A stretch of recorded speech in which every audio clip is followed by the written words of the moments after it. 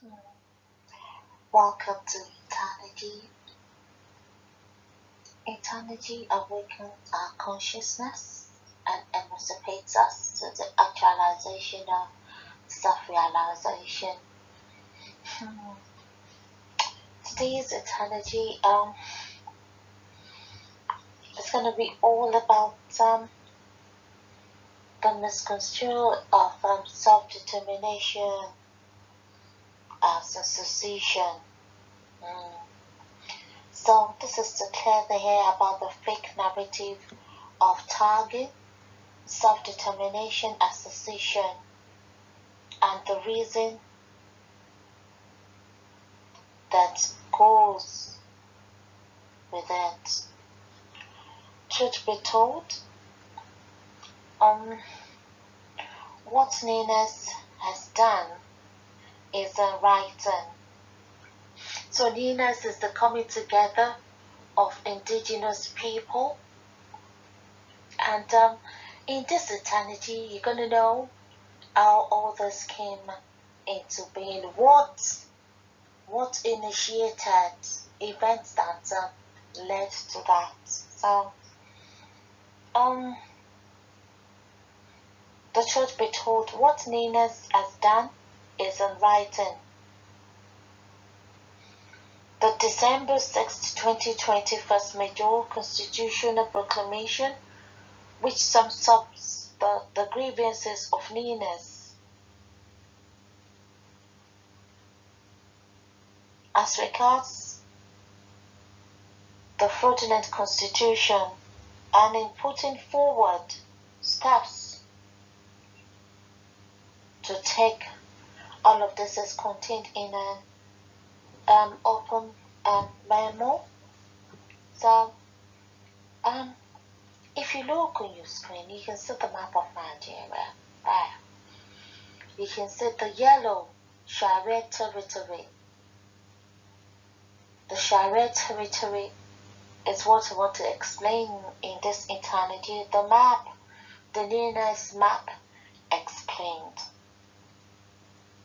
The yellow part of this Nigerian map as represented on NINAS logo is the 12 states of the northern parts of the country who unanimously, simultaneously, and contiguously in the year 2000 adopted Sharia, which contravenes Section 10 of the disputed Constitution of 1999. And this Section 10 says the government of the Federation, the government of a state of federation shall not adopt any religion as state religion. So this was what led us to where we are right now, because Nigeria is supposed to be, in quote, a secular state, but the 12 northern states who are sharing, they are sharing the same border. They have the same language. They have a lot in common. So the 12 northern states and their House of Assemblies passed a law, and their governors passed a bill, and their governors signed it into law, setting up themselves as Sharia states to the extent that they have Sharia police. By so doing, they seceded from the secular union called Nigeria by using the due process to exercise their rights to self-determination. So the northern states, they started this self-determination And because they did it the right way, nobody beat an eyelid. Nobody said anything. The 12 states, they came together and they said that, okay, we are within the same geographical location. We understand ourselves. So yes, so we don't want to use the Nigerian constitution. We want to have Sharia to the extent that they have Eshiba, which now report. That is the report where the horse, the Yorubas wanted Amotekun. The Igbos, they went and formed their own whatever, which they are complaining that, oh no, you guys don't let or láti ṣe. Àwọn ni wọ́n kọ́kọ́ ṣe 12 ìpínlẹ̀ 12 nílẹ̀ Haúsá, wọ́n kóra wọn jọ.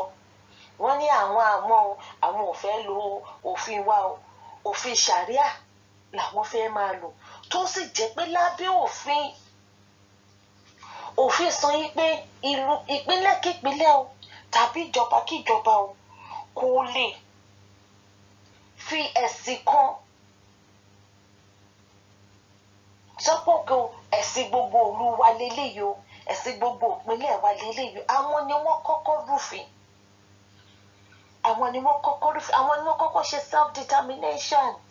Nígbà tí wọ́n wá ṣe self-determination tiwọn, tí wọ́n láwọn fẹ́ Sharia, tí wọ́n ní Epsiba àbí nǹkan, tí wọ́n láwọn lófin, lè tẹ́lẹ́dẹ̀, lè ṣe gbá, lè mutí, tí ò dẹ̀ sẹ́nì kankan tó ní wọn lára. Wọ́n lẹ́tọ̀ọ́ láti wá ní ará yòókù lára. Bàtà wọn náà, ẹ̀yin ti dá dúró. Like how many years ago how many years ago wọ́n ti dá dúró? Táwọn ará yòókù náà wá ní nǹkan tó ti pín yín. Káwọn ará yòókù náà dá dúró tó wọ́n sọ pé is the constitution is náà tó sọ pé tí wọ́n bá mú Fúlàní criminal Fúlàní herdsmen. Ìyẹn nìkan tẹ̀. Àwọn méjèèjì alámà ní the constitution said àwọn làwọn own the whole of Nigeria. Which constitution? Ẹ máa wúrú kan bẹ́ẹ̀ yẹn. Ẹ máa wúrú asif nígbà tí wọ́n kàn wá ṣe self-determination tiwọn, tí wọ́n ti ní Islamic State tiwọn, tí wọ́n ti ń lo Sharia law. Wọ́n wá ní nígbà tí the 12 states ti ní káwọn tẹ̀síwájú, káwọn kó gbogbo ará yòókù ní pàpámọ́ra kí gbogbo Nàìjíríà wá di Islamic State. Ẹjọ́ ṣó ṣeé ṣe? Kò ṣeé ṣe. Now nǹkan tá a wà náà sìn is they're on a conquest mission. So nígbà táwọn ti ṣe bẹ́ẹ̀ yẹn, táwọn 12 ti parapọ̀, tí wọ́n ti láwọn Sharia territory làwọn Sharia law, kódà Sharia wọn ti rí ṣàkíyèsí pé ní Òkè Ọ̀yà ọlọ́pàá ń terrorize wọn. Ibi ìbàrí apá àṣàlẹ̀ ní Nigeria law ṣe pé kìnnìkan. Law wa kò wá regarded.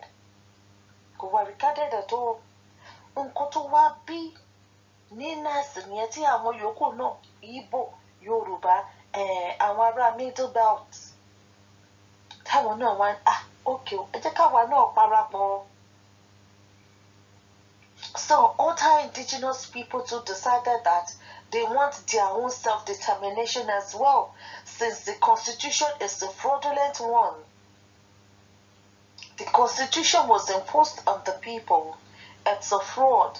The constitution was written by Abdul Salam Abubakar and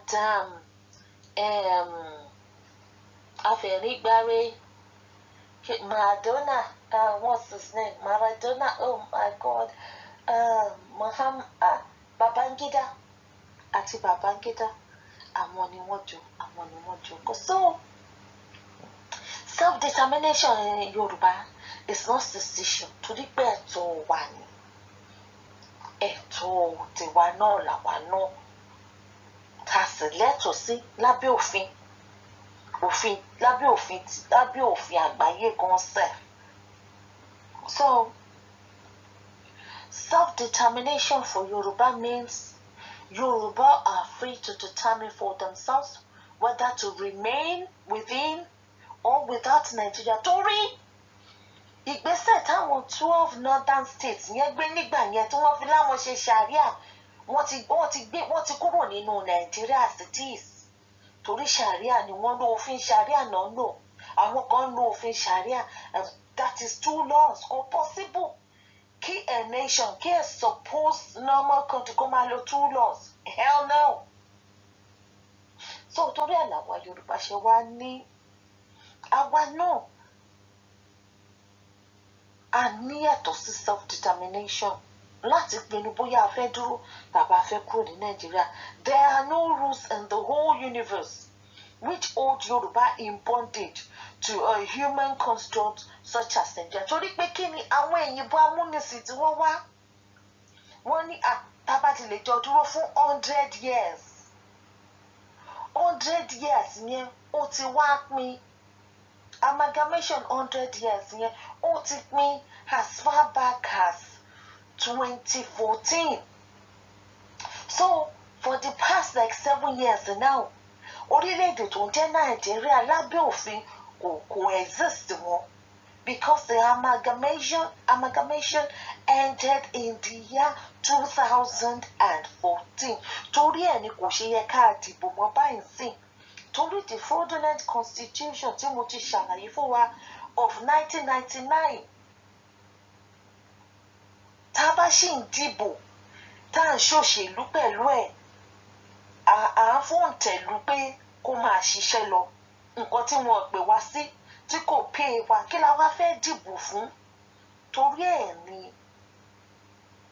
àwọn Yorùbá nation ṣe ń polongo pé kò ní sí dìbò tí dìbò bá tiẹ̀ máa wá referendum láti sọ bóyá a fẹ́ dúró àbá fẹ́ lọ ni kì í ṣe pa máa wá dìbò pé ẹnìkan fẹ́ jàre ẹnìkan fẹ́ jẹ gómìnà ẹnìkan fẹ́ jẹ chairman mọ́.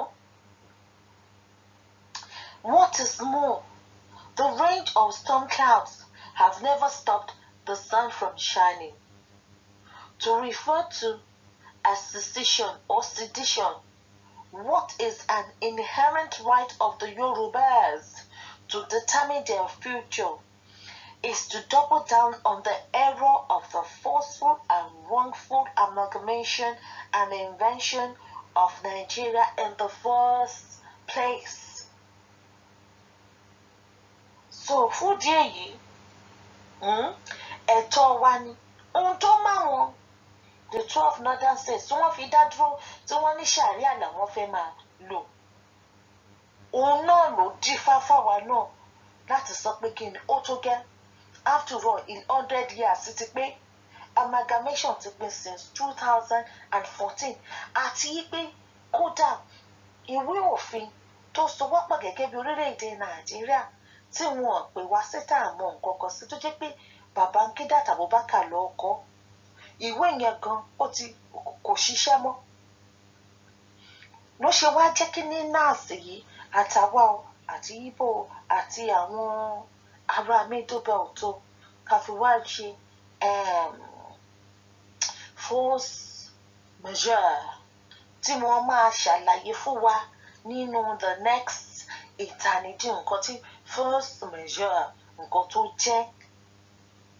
So ní eléyìí tá à ń bá a lọ ọgbọ́n jagbára lọ ni ọgbọ́n jagbára lọ òun là ń bá a lọ mo kọ́ta mo kó pè ọ̀tá ń jẹ́ òpè nìkan ni kò gbọ́dọ̀ fọ́ọ̀mù àwọn fẹ́ kó wa ní pàpamọ́ra wọ́n fẹ́ dẹ́rù bà wá wọ́n fẹ́ kó wa láyà jẹ sódà gbogbo nǹkan tí wọ́n bá lórí ilẹ̀ wa wọ́n làwọn ní gbogbo ilẹ̀ àti gbogbo àlùmọ́nì tó wà ń bẹ torí ẹ̀ làwọn Fúlàní herdsmen ṣe sọ pé kọ́ fáwọn nílẹ̀ kọ́ fáwọn education kọ́ fáwọn lómi kọ́ ṣe gbá fáwọn torí ẹ̀ náà ṣe wá ń fọwọ́ lálẹ̀ fún wa wọ́n wá rò pé táwọn bá pa wá tó bá fi sójà dúnkokò mọ́ wa tí wọ́n fọ ọlọ́pàá dúnkokò mọ́ wa tó fi Boko Haram dúnkokò mọ́ wa ẹ má jẹ́ ká ṣí ó Boko Haram gbogbo wọn náà mọ̀ sí torí pé kí ni wọ́n fẹ́ sọ gbogbo wa di Islam wọ́n fẹ́ sọ gbogbo Nàìjíríà di Islam tí ó possible even ní Jerusalem mọ́ṣáláṣí wà ní Jerusalem even ní Saudi Arabia bó ṣe rí yẹn onígbàgbọ́ wà ń bẹ́ẹ̀ àwọn ẹlẹ́sìn àbáláyé wọ́n wà ń bẹ́ẹ̀ àwọn ni wọ́n gba wèrè mẹ́sìn àwọn ẹlẹ́sìn àbáláyé wọ́n wà ní Saudi Arabia tó jẹ́ pàṣà àti ìṣe ìlú wọn òní wọ́n ṣe. Àwọn ẹlẹ́sìn àbáláyé Jerusalem wọ́n wà ń bẹ́ẹ̀. Nípa tó fi lè mọ mọ́ṣáláṣí wà ní Jerusalem tí Bible wà ń bẹ́ẹ̀. Ibi bíbẹ̀ làwọn ẹ̀sìn ti wá. Mi ò dẹ̀ rí wọn kọ́ máa para wọn àbí kán ní dọ́dọ̀ gbogbo èèyàn ní láti no ara human rights ni láti choose ẹ̀sìn tó wù ẹ́. So ẹ fi wọ́n lẹ̀ wọn kì í ṣìpẹ̀nà ló fàbùkẹ́ eléyìí tí wọ́n bá bọ̀ wọ́n máa tẹ̀sí ṣùgbọ́n káwa náà ṣe kíni ká dìde ká gbọ̀nyà náà kò sọ lórí kankan níbi kankan tó máa wá ẹ̀yin lẹ máa gbọ̀nyànù fún ara yín àpọ̀jù wọn lọ ilẹ̀ wa ni wọ́n ti wá bá wa so tá a bá jà padà àdìjẹ bí torí pé kíni gbogbo ayé ti rí i pé kíni ẹ̀gbígbóhùn náà fi ń lọ̀ wá wọ́n mú wa wọ́n yàn wá jẹ wọ́n ti ní kí la máa ṣe so àsìkò ti tó fún wa láti gbéra wa níjà láti dìde takọtabo tọmọdé tàgbà mẹ̀kúnnù ẹ̀yin lẹ́nu inú o kò sọ olóṣèlú kankan tó bá àwọn olóṣèlú yẹn máa sá lọ kò sọ́ba kankan níbi kankan ọba is busy looking after his own pot of stew àwa náà tí gbogbo wa bá dìde tá bá sọ pé àfẹ́mọ́ àṣemọ́ wọn ò rí nǹkan kan ṣe sí ẹ̀rí báwọn Ìgbò wọ́n ṣe pọ̀ tó tí wọ́n dìde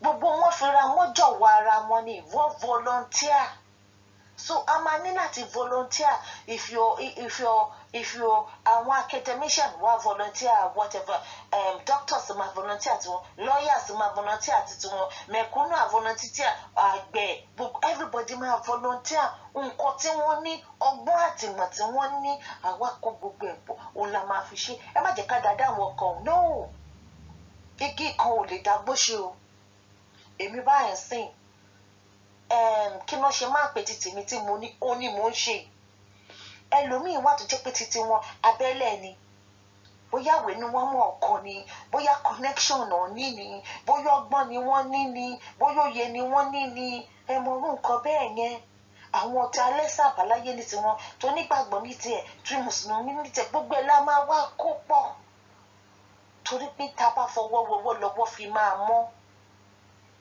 àtòrí tútù àtòrí gbígbẹ tọmọdé tàgbà ọmọdé gbọ́ àgbàgbọ́n la fi dálẹ̀ ẹ̀fẹ̀ ọgbọ́n òdẹ̀pin síbi kan bíi títẹ ẹnìkan ti parí ní tẹlòmíì ti bẹ̀rẹ̀ bẹ́ẹ̀ náà ni mọ̀ bẹ́ẹ̀ náà lóye torí pé kì í ṣàkọ́kọ́ tí àwọn Fúlàní tó máa ṣígun wá bá wa bọ́tẹ́ eléyìí báyìí sìn kó ní kálukú dúró ni a fẹ́ dá dúró gẹ́gẹ́ bí orílẹ̀-èdè tó sì jẹ́ pé ẹ̀tọ́ wa ni láti dá dúró so ẹ jẹ́ ká jọ gbárùkù tí wọ́n so that is it self-determination it's not secession as tí wọ́n ṣe fẹ́ tí wọ́n ṣe mọ̀ tí wọ́n ṣe wá sọ pé àwa fẹ́ ṣe kinní kan àwa rúfin treason ní no torí ẹ̀ làwọn NINAS wọ́n lẹ́jọ́ lèèyàn máa ń kọ́ ká tó kọjá torí ẹ̀ làwọn NINAS náà ṣe fi Nigeria map yẹn náà ṣe fi sí ibi lóko because action picture speaks 1,000 words pé ẹ wo ẹ̀yin náà bá wà wo àwọn ti ṣe Sharia territory wọ́n wá ní ká wá sí dúró wọ́n ní ká dúró wọ́n ní ká má lọ dípò tó jẹ́ pé pàtàwọn fẹ́ lọ títí wọn tí wọ́n ti lọ like 2000 yeah 2000 ni wọ́n ti ṣe títí wọn kò sẹ́ni sọ pé kí ni wọ́n ṣe pé kíní kan àìfẹ̀lẹ̀kẹ́ pọ̀ sí ni ò já wọn bá ṣe máa jó àwọn alábòsín àdèdè ànígbà fún wọn ànígbà fún wọn ètò ààrẹ tó máa wọn fi ṣe self determination tiwọn àwa náà máa ṣe tiwa wọn ò dẹ̀ rí nǹkan kan ṣe sí ẹlẹ́dẹ̀ wa máa dọ̀yọ̀ ariwo ló kàn máa pọ̀ gbogbo àwọn tó ti lọ tó ti sùn kó lọ́n kó bá mi tẹ́ wọn sáfẹ́fẹ́ rere àwa tó kù kó dáàbò bò wá kó mú wa délẹ̀ lérí so ìmọ̀-àyìnmáàdì lórí ilẹ̀ wa ọ̀rọ̀ yìí ò nílé wo ká sajá mọ́lẹ̀ ká sẹkù mọ́lẹ̀ ká wá múrò ẹ̀kọ́ ká fẹ́ lájá lọ́wọ́ kò nílé wọ sọ until I come your way again. Yoruba nation, we move.